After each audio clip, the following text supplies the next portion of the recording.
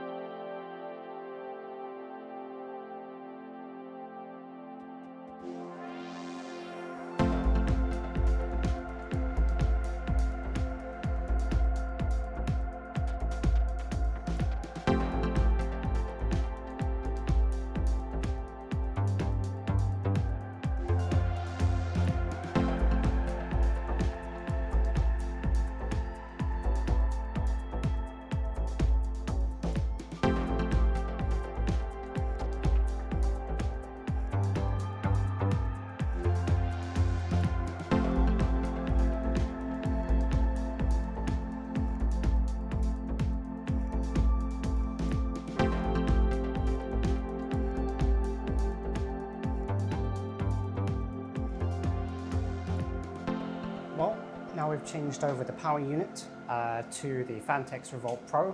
We had one little hit miss there with an extra cable that needed to go in, but it now works, so I'm very happy with that.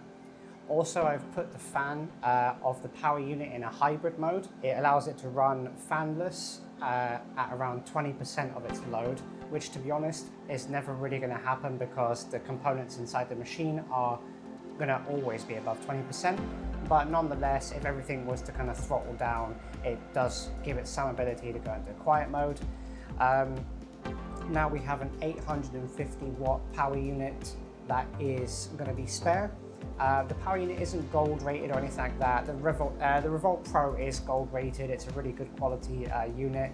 The Corsair 850 that I have, it's not gold rated or anything like that, but it's going to work perfect inside the server project coming this summer. I want to thank you for watching the video. If you do like it, remember to hit the like button and subscribe, and hit the bell notification for future videos. I hope you enjoyed this power unit upgrade. This is an unusual take from some of the videos I've done before, but I'm trying out lots of different things, so please do write in the comments below what you do like or what you don't like. If you have missed part one, go up in the corner, click on the link and go to part one of the video. And as always, this has been Robert Mizen, giving you some tech content, and I'll see you in the next video.